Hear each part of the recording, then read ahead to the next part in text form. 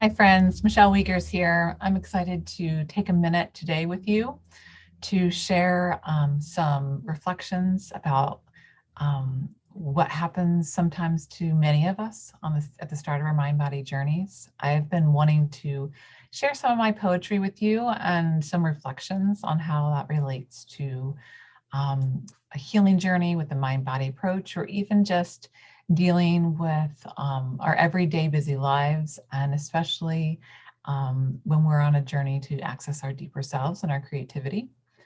So today, I was thinking about this when someone said to me recently, when we have mind-body symptoms, it's almost like we've been through years of chronic symptoms that we end up when we're getting better, like with this huge backlog of life that hasn't been lived. And I thought, oh my gosh, that's exactly what happened with me. When we learn about the mind body healing TMS approach, some of us start to heal chronic symptoms pretty quickly. Others, it takes longer. But I think most of us, when we start this work, we start to get this glimpse of, oh my gosh, what is life going to really be like when I'm symptom free or when my symptoms decrease? And we tend to rush forward with all this excitement and start to imagine, what will life be like when I'm not ruled by or dominated by these symptoms? And maybe we even want to rush in to try to take back this time we feel like we've lost because of the symptoms that have taken over. And so when I learned about the mind body connection, I dove in deep and fast and hard, like the deep end with all the TMS knowledge and practices. I was intense. I was super ready to get better and get better fast. But that approach, though it did help me in some ways, it also backfired in other ways. And that approach can really create too much pressure on ourselves to heal too quickly. When healing, I became overwhelmed emotionally. I kind of wished really back then that I had someone to encourage me to say, Michelle, slow down. More and faster is not better. Take time to listen.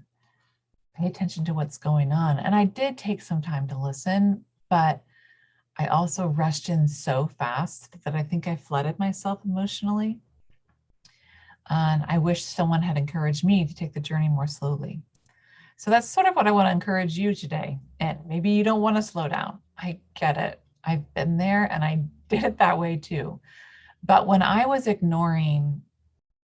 rushing forward, I was really triggering my danger signal like crazy.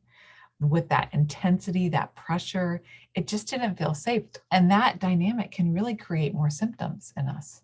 So many of us, and maybe all of us, do it to one extent or another. We rush forward with intensity to heal.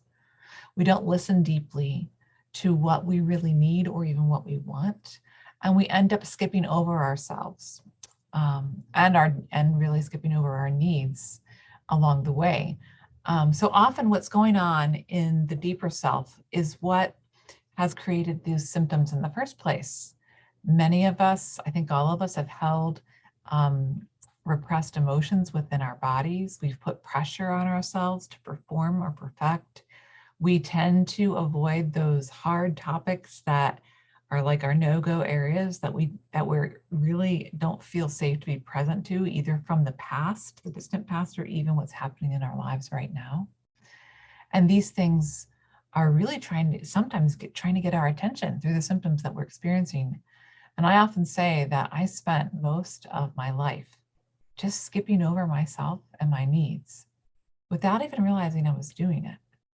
That, I think, became enraging to my inner self and created so many symptoms. This propensity to always be helping others, always focused outwards, never slowing down to care for myself. So much pressure to please others, to please my high standards, to get things right or perfect, or to satisfy my need for control. To do all of this really to settle anxieties or fears that were held within. There's just so many aspects of this, right? But the truth is, I was on the run in my life, nonstop. But what's also true is I was on the run for myself, from these harder things that were held within. Maybe you can relate to that. But a huge part of my healing and of healing on this journey for most of us is really choosing the patterns and practices to let ourselves get a break from having to rush forward to do all the things to heal right away, but instead to take a slow moment of quiet, to listen, to really pace ourselves. When I was healing, I discovered my symptoms, my inner self, my creativity. They all had so much to say to me that I hadn't really been practiced in listening to before. So that's where this poem that I wrote called Slow Down, where it really came in for me. I wrote it a few years after I healed, and it's been a number of years since I've written it. But it was during a time when I was pushing myself really hard. And I hope as I read it, you might let it just wash over you, speak to your deeper self, and listen for what it stirs within you.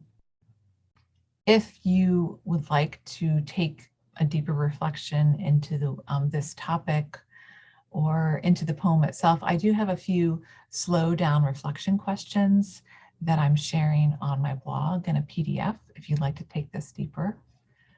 Just click over to my blog for that free offering for you. So this is my poem, Slow Down. This morning, I'm so tired from pushing myself hard that as I drive down this country road, I can't bring myself to go anywhere close to the speed limit. I feel like a silver-haired lady peeking over my steering wheel as I creep along, letting the cars whiz by me. I always assume the elderly go slowly because they're cautious, not wanting to hit anyone or miss that ambulance racing down the road with siren blaring. But maybe they've figured out a secret that I'm still trying to learn. What if driving slowly is the only way to live my best life?